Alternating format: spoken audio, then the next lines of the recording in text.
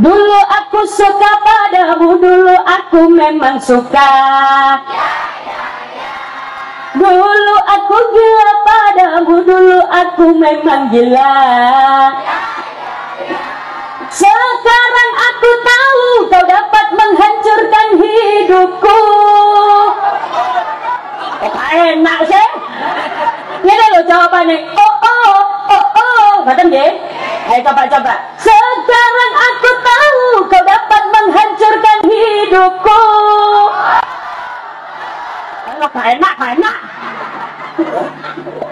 Itu yang sering muncul di TV tuh, perempuan tuh. Saya nggak sebut nama tuh ya. Ya.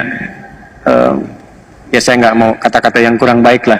Ya. Sing seneng aku ganteng-ganteng, pekerjaane mapan.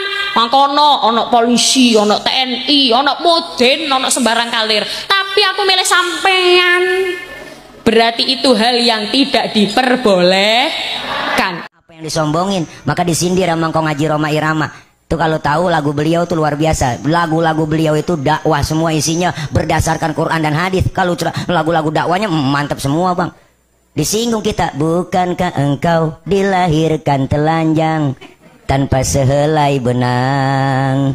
Kemudian berkat rahmatnya Tuhan kau bisa jadi orang. Tak malukah, tak sadarkah kau kira dirimu siapa?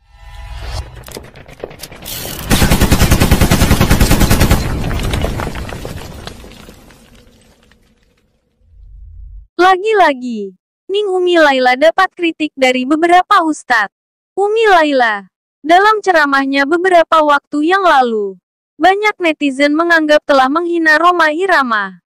Hal inilah yang membuat para ulama dan ustadz kritik cara ceramah Umi Laila. Tak hanya itu, Umi Laila yang kerap mengisi acara di layar televisi, dinilai isi ceramahnya tentang cara mandi besar kurang tepat. Salah satu ustadz berikut ini menghimbau Umi Laila lebih banyak belajar dan membaca lagi, agar apa yang disampaikannya sesuai dengan hadis. Ustadz ini mengatakan, tidak menyalahkan Umi Laila, namun kurang tepat saja. Assalamualaikum warahmatullahi wabarakatuh. Sangat disayangkan. Saya sebenarnya nggak mau ikut-ikutan, saya juga nggak mau komen, tapi banyaknya inbox yang masuk membahas terkait dengan salah satu penceramah ustazah yang saat ini sedang viral. Dia itu menyampaikan sesuatu yang harusnya tidak perlu disampaikan. Yang pertama, berdakwah itu adalah mengajak. Penceramah itu digandrungi banyak orang. Terus kalau mau ceramah, lebih baik itu belajar mencari hadis, mencari sesuatu yang menguatkan keimanan kita. Bukan malah mencari keburukan, kejelekan orang lain, lalu dipakai untuk bahan ceramah, untuk tema dakwahnya. Nauzubillah min zalik. Itu sama saja Anda menggunjing, sama ada Anda menggibah, sama aja Anda itu melakukan hal yang tidak baik. Astagfirullahaladzim. Jadi bacaan niat itu dibaca ketika mengguyur sebelah kanan. Biasanya ibu-ibu kalau niat pakai bahasa Arab, apa bahasa Sunda, apa bahasa Jawa? Bahasa Arab. Ya udah. Gaya banget ibu. Nah iya, ayo. Nawaitul husla lirofil hadasil akbari. Halo, akbari. Hadas besar, hadas gede. Nah, akbari, minal junubi lillahi ta'ala. Kalau yang nggak hafal, nggak bisa gimana? Pakai bahasa masing-masing, tidak apa-apa, tetap sah. Ya jadi tadi ketika Ning Umi Laila menyampaikan niat, membacakan niat minal junubi. Kalau saya baca kitab-kitab fikih ya sebenarnya yang paling tepat itu minal janabati atau minal jinabati. Karena kata al-janabah dan kata al-junubi atau al-junubu itu dua kata yang berbeda. Kalau kita belajar bahasa sorof atau ilmu sorof, maka al-junubu itu sihotnya isim fa'il, sementara al-janabah atau al-jinabah itu sihotnya masdar. Jadi dua kata yang berbeda, maka artinya pun juga berbeda lah itu. Jadi kayak santri baru biasanya itu belajar amsilah tasrifiyah, janubaya jenubu janabatan wa majnaban fahuwa junubun. ujnub la tajnub, ujnub la tajnub, majnabun majnabun, ya kan? Jadi fahuwa junubun. Jadi junubun orang yang punya hadas besar yang disebabkan karena jima atau keluarnya mani. Sementara keadaannya sifatnya disebut dengan janabah. Jadi janabah dan al-junub itu dua kata, dua makhluk yang berbeda lah itu. Jadi sebenarnya paling tepat ya nawaitul husla lirafil hadasil akbari minal janabati atau minal jinabati, bukan minal junubi. Tapi tidak menyalahkan juga, ini hanya menambahkan lah itu. Ini yang paling yang saya pelajari, yang dianggap paling pas dengan kitab, karena janabah dengan al-junub itu dua kata yang berbeda lah itu. Nah, dalam kitab ini fayanwi maka niat sopo al-junubu lah itu, al-junubu orang yang punya hadas besar tadi itu. Niatnya apa? Rof al-janabati, ya kan? Rof al-janabati awil hadasil akbari.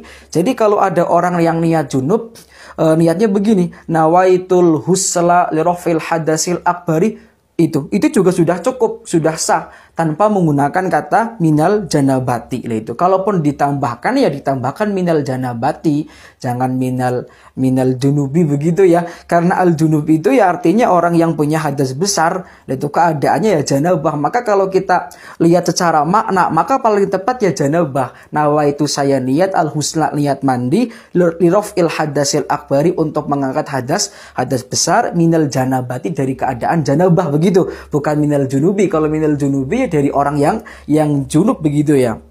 Ayat dalam Al-Quran coba itu Al-Ma'idah ayat 6. Wa in kuntum junuban, jika kalian orang yang junub, kata Allah, orang yang punya hadas besar karena jima, karena keluar mani, maka fatahharu begitu. Jadi junubun itu ya tadi isim fa'ilnya itu. Jadi bukan minal junubi kalau cara saya. Jadi koreksi kalau salah. Ini hanya menambahkan saja, bukan menyalahkan beliau. Nah, ada apa ya, pembahasan yang lebih penting daripada sekedar masalah niat tadi, yakni perbedaan antara mandi junub dengan mandi besar atau mandi wajib. Ternyata keduanya itu berbeda. Ketika saya buat Instastory memberikan sebuah pertanyaan kepada follower saya, apakah mandi junub dengan mandi besar itu sama? Maka banyak yang menjawab sama. Padahal keduanya itu dua hal yang berbeda lah itu. Pertama saya ingin menjelaskan siapa itu al-junub, siapa itu junubun itu, orang yang junub itu. Orang yang junub itu atau al-junub itu adalah yusofu bihi asaksu alladhi wajaba alaihi al-husnu bil jima'i au khurujil mani. Jadi junub itu adalah kata yang disematkan kepada orang yang punya kewajiban mandi yang disebabkan karena keluarnya mani atau karena berjima. Lah itu. Orang haid punya kewajiban mandi, tapi orang haid tidak bisa dikatakan junub. Karena itu mandi besar itu tidak bisa dikatakan semuanya mandi junub. Jadi begini, perkara yang mewajibkan mandi dalam kitab Fathul Qorib misalnya, itu kan ada 6, mati, haid, nifas, wilada, keluar mani, jima lah itu. Maka 6 perkara tadi mewajibkan seseorang untuk mandi, tapi tidak semua 6 perkara ini disebut orangnya sebagai orang yang junub. Hanya 2 saja di antara 6 tadi lah itu. Apa tadi? Karena yang keluarnya mani dan yang karena berjima, maka nanti orangnya disebut dengan orang yang junub. Tapi kayak orang yang haid, ya kan dia punya kewajiban mandi besar, maka orang yang haid, perempuan yang haid itu tidak bisa sebagai orang yang junub begitu loh. Itu kalau cara saya. Maka kesimpulannya adalah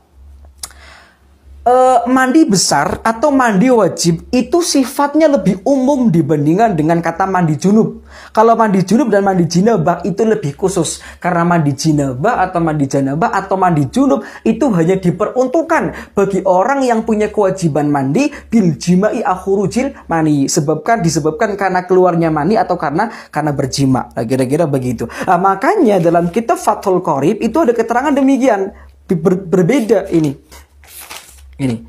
Jadi misalkan ya, mana nih, wa yahrumu bil haidi wa nifasi, orang yang haid dan orang yang nifas itu haram untuk melakukan 8 perkara. Misalnya sholat, puasa, qiraatul Quran, masalah mushafi dan sampai seterusnya. Sementara wa yahrumu alal junubi, haram bagi orang yang junub melakukan 5 perkara. Artinya apa? Orang yang punya hadas besar itu dibagi menjadi 2. Satu orang yang punya posisi junub lah kan, itu diharamkan hanya 5 perkara saja. Sementara orang yang punya hadas besar yang disebabkan karena haid dan nifas itu ada 8 yang diharamkan. Maknanya ya hadas besar dibagi menjadi 2 tadi. Lah itu. Jadi hadas besar disebabkan oleh 6 perkara tadi itu. Atau orang yang punya kewajiban mandi itu disebabkan oleh 6 perkara. Lah 2 diantaranya itu dianggap sebagai orang yang junub, yang lainnya itu tidak bisa dianggap sebagai orang yang junub, tapi hanya kemudian diwajibkan mandi besar saja. Lah itu. Lah yang termasuk bukan orang junub tapi diwajibkan mandi ya orang yang haid dan nifas. Jadi sekali lagi mandi besar, mandi wajib itu sifatnya lebih umum dibandingkan dengan mandi junub.